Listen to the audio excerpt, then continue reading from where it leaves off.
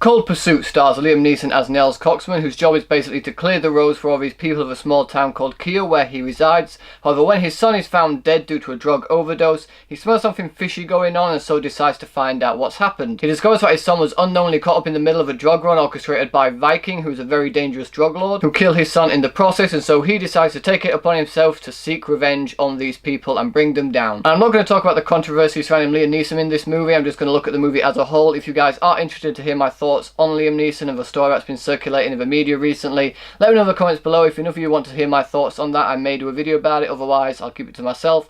But as for now, I'm reviewing this movie as this movie. And as the movie stands, it's actually a really good time. It's a very darkly comic movie. It's very thrilling at times, very action-packed. Liam Neeson gives one hell of a performance, as we've seen in his other movies. He is good at playing characters like this. I want it does differ from his other characters because he's not exactly a trained killer in this movie. He does kill a lot of people in the normal fashion that Liam Neeson would do. But he's not an all-out badass ninja, unlike his other movies where he's just destroying people's throats. He's just a normal guy who's trying to get revenge on the people that killed his son. And yeah, while the movie glosses over the fact that he's killing someone for the first time, he doesn't really take that in. I mean, killing someone is a very big thing. It's going to weigh a lot on you, so I'm a bit disappointed the movie didn't really focus a little bit on that after the first person he kills. But with that aside, the movie does focus on these killings in a fairly realistic way, albeit a very darkly comedic way, and in that the movie is very effective. It is very entertaining. You can get behind Liam Neeson's motivations in this movie. He's getting revenge on the people that killed his son, as I've said, and in that you are with him 100% of the way on his revenge path. And if you can keep that in mind and suspend your disbelief, much like his other previous movies recently, you can definitely have a really good time with this movie. I know I did. I found it very entertaining. There are some very darkly comedic moments in this movie that really do work. However, there are the odd few jokes here and there that don't. I thought the directing was really good, and while the editing was good for the most part, there were a few moments where I thought they were jump cutting just a little bit too much. There was one scene in particular where I felt the editing was a little bit awkward. And while the rest of the cast all do good jobs as well, there are characters in this movie that I don't really feel were necessarily needed or weren't used to their full potential, Laura Dern's character being one of those. She's not in the movie as much of a trailer would lead you to believe, and in that I question as to why they really cast Laura Dern. She didn't really do much in the movie. She didn't really enhance the plot in any way. She didn't really help with Liam Neeson's motivation. She was just kind of there in certain scenes, and that was about it. Tom Bateman as Viking was really good, albeit very over the top, but I kind of expected that from the movie like this. I saw that in the trailer, so I wasn't expecting anything less of that. The movie focuses a lot on father and son relationships as well. It is very family orientated in its theme, and while important to the story, I do feel like it was a little bit overused in this movie, almost like they were hammering it home. But again, it really detract from my overall enjoyment of the film. One thing that did come out of nowhere though, and is in the movie for like 2 minutes,